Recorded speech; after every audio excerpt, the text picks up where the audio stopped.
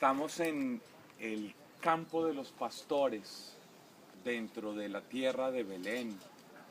Y es un lugar maravilloso para meternos en este comienzo del día, en este sexto día de retiro, en el que estamos trabajando algunas líneas importantes. Y yo quisiera invitarlos a que en sus Biblias miraran, los que la tengan a mano, en el Evangelio de Lucas es desde donde viene esta alusión en un texto maravilloso, en el capítulo 2, en los versos del 8 al 18. Vamos a escuchar la lectura, se los voy a hacer rápidamente, pero quiero que se detengan en algunas cositas que me llaman la atención y que no quiero dejar pasar de largo. Dice el texto, Lucas 2, 8 al 18. Había en la comarca unos pastores que dormían al raso y vigilaban por turno durante la noche su rebaño. Se les presentó el ángel del Señor. La gloria del Señor los envolvió en su luz y se llenaron de temor. El ángel les dijo: no teman, pues les anuncio una gran alegría, que lo será para todo el pueblo. Les ha nacido hoy en la ciudad de David un Salvador, que es el Cristo Señor. Esto les servirá de señal. Encontrarán un niño envuelto en pañales y acostado en un pesebre. De pronto se juntó con el ángel una multitud del ejército celestial que alababa a Dios diciendo: gloria a Dios en las alturas y en la tierra paz a los hombres en quienes Él se complace. Cuando los ángeles los dejaron y se fueron al cielo, los pastores se decían unos a otros: vamos a Belén a ver lo que ha sucedido, eso que el Señor nos ha manifestado. Fueron a toda prisa y encontraron a María y a José y al niño acostado en el pesebre. Al verlo, contaron lo que les habían dicho acerca del niño, y todos cuantos los oían se maravillaban de lo que los pastores les decían. Palabra de Dios. Alabamos, Señor. Miren, yo quisiera que aquí nos quedáramos con 2 o 3 ideas para nosotros como servidores. La primera, el anuncio del nacimiento. Esta es una anunciación, como bien nos lo ha dicho 2 veces Nancita al llegar aquí. Aquí hay una anunciación. Aquí hay una anunciación maravillosa. Y es la anunciación de Dios, que a través de los ángeles le va a contar a los primeros destinatarios del plan de salvación. Escúchenme bien. Los primeros destinatarios del nacimiento de Dios hecho hombre son unos impuros, marginados, rechazados, que no valían para nada, que estaban untados de popó de oveja, que los hacía ser impuros, que no les permitía sentirse parte del pueblo elegido de Dios. Y es a ellos, aquí en este lugar, aquí en este mismo valle, en donde ellos son los primeros destinatarios del anuncio de que la gloria de Dios ahora ha resplandecido en el dato histórico de un niño dado a luz en un lugar absolutamente marginal, como es una pesebrera. Primera cosa, los primeros destinatarios, impuros, rechazados, marginados, los no aptos, los excluidos. Ellos fueron los primeros destinatarios del anuncio del nacimiento de Jesús según el Evangelio. Y aquí es donde yo quisiera detenerme en un momento y decirles: bueno, ¿y ustedes como servidores? A la gente rechazada de nuestros contextos de hoy, prostitutas, mendigos, drogadictos, alcohólicos, guerrilleros, paramilitares, ¿a ellos les huimos o les anunciamos?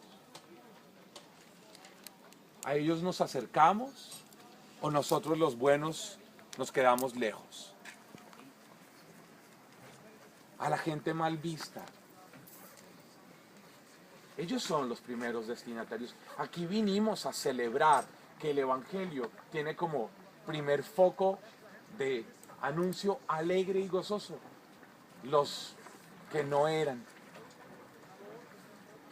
Y miren la maravilla, y es que cuando ellos reciben ese anuncio, se dicen mutuamente, vamos a ver allá arriba, salen de Bet-Sahur, van a Belén, vamos a ver allá arriba qué es eso que se nos ha anunciado.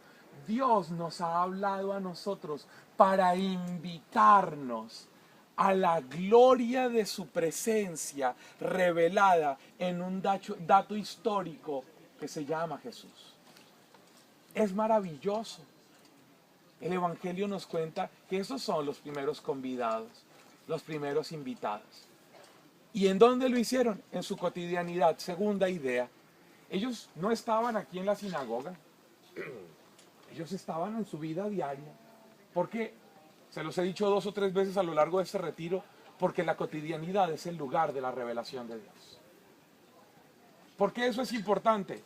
Hombre, porque ustedes y yo no vivimos en el templo. Solo Raúl y Juan Carlos, que por su trabajo, por su vocación, están metidos en el templo porque son curas.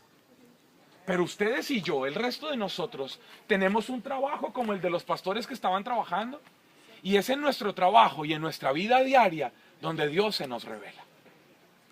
Y yo quisiera que esa fuera la segunda mirada de este lugar. Y es, Dios va a buscar a la gente en su cotidianidad. Dios le manda a los ángeles y una corte maravillosa a anunciar en medio de la vida diaria, en medio de su realidad, que ahora la vida tiene esperanza. Miren, para mí la palabra más grande de este lugar es la palabra esperanza.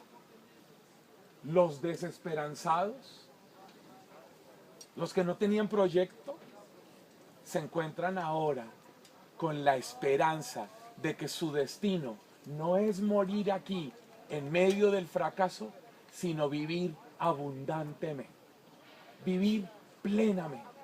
Son unos pastores que terminan convirtiéndose en evangelizadores. ¿Se dieron cuenta cómo termina el texto?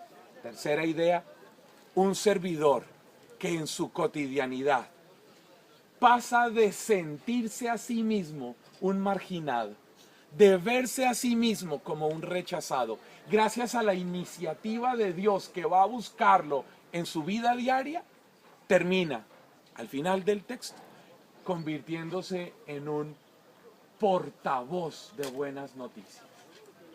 Ellos se fueron contando a la gente de alrededor la gloria, la bendición, la esperanza que habían hallado allá a donde vamos a ir ahora después de celebrar la Eucaristía, en Belén. Ellos se convierten en evangelizadores. Oigan, ¿y saben qué? Yo me pregunto, ¿qué tan evangelizador es usted en su cotidianidad? ¿Usted es de los agentes secretos 007 del cristianismo, que nadie sabe que usted es cristiano de verdad? En su trabajo, en el gimnasio, entre su gente, con su familia, con las mamás de los compañeros de los hijos de ustedes en el colegio, en la universidad. ¿Seremos nosotros de verdad evangelizadores ahí? ¿O nos avergonzamos un poco? ¿O nos hacemos los locos? ¿O mejor pasar de agache? ¿O mejor mimetizarnos? Estos pasaron del anonimato del ser pastor de rebaño mal visto a la claridad de compartir la esperanza que un pueblo pobre como este ahora ha sido enriquecido por la presencia de Dios. La gran riqueza que llegó a este pueblo no tiene comparación con nada de lo que había habido. Los pobres se hicieron infinitamente multimillonarios porque pasaron de verse como pobres a descubrirse como portadores del tesoro de la presencia de Jesús en este lugar. díganme si existencialmente hay algo más grande que le pueda pasar a un ser humano. Yo conozco, y ustedes también me imagino, un montón de gente que es tan pobre y tan miserable que lo único que tiene es plata y cosas materiales. Aquí, la inversión de todo, y lo vamos a ver en el hecho maravilloso, cuando hablemos 2 minutos de los sabios de Oriente, mal llamados Reyes Magos, que tienen la misma experiencia. Aquí estaban unos pobres, que fueron bendecidos con el regalo de Jesús. Pero aquí llegaron a Belén unos multimillonarios, en camello último modelo, llenos de riqueza, oro, mirra y incienso, y terminaron entregando sus cofres y postrándose delante del único tesoro digno de ser amado, adorado, valorado. Y dice, y con esto termino, que esos Reyes Magos, esos sabios de Oriente, volvieron a su lugar de origen, pero por otro camino. La palabra más importante para mí del texto en Mateo es que lo hicieron por otro camino. Porque después de encontrarse con Jesús, como aquí los pastores, como allá en Belén los Reyes Magos, nunca se puede volver siendo el mismo. Nunca se puede volver después de un encuentro con Jesús por el mismo camino. Los Reyes Magos vinieron, atravesaron, llegaron a Belén con sus riquezas. Y el texto es tan simple y poderoso que entregan sus riquezas, se postran, se quedan con Jesús y regresan a su vida por otro rumbo. Como si con eso el evangelista nos dijera que después del encuentro con Jesús nadie vuelve a ser igual. Nadie puede ser el mismo. Se retorna a la cotidianidad, pero de otra manera. Aquí celebramos eso con los pastores. Y vamos a celebrar la Eucaristía aquí con esa sensación de que nosotros, con nuestras pobrezas, con nuestra mala mirada sobre nosotros mismos, cuánta gente, incluso algunos de ustedes o yo, cuando empecé en esto hace 26 años, la mirada que tenía de mí mismo era terriblemente mala, con la autoestima por el suelo, sintiéndome absolutamente inseguro, tal vez condenado al fracaso. Fabio Camacho, que me conoció a mí hace de los 26, tal vez 30 años, sabe que yo estaba en una historia de mi vida en donde nadie iba a dar un peso por mí. Yo era el segundo hijo de una familia que el primero murió, mi hermano mayor, de padres separados desde que yo tengo 10 meses de edad, criado por mis abuelos, de madre atea militante, padre cero practicante, y nadie iba a dar un peso por mí. Y cuando nadie daba un peso por mí, Dios dio a su hijo por mí. Eso fue lo que pasó en este lugar. Por los que nadie daba un peso, Dios dio a su hijo para rescatarnos del destino de fracaso y convertirnos en los más ricos que podamos tener. Aquí es donde ustedes y yo nos enriquecemos con el tesoro que no tiene precio. Amén. Amén. Vamos a celebrar.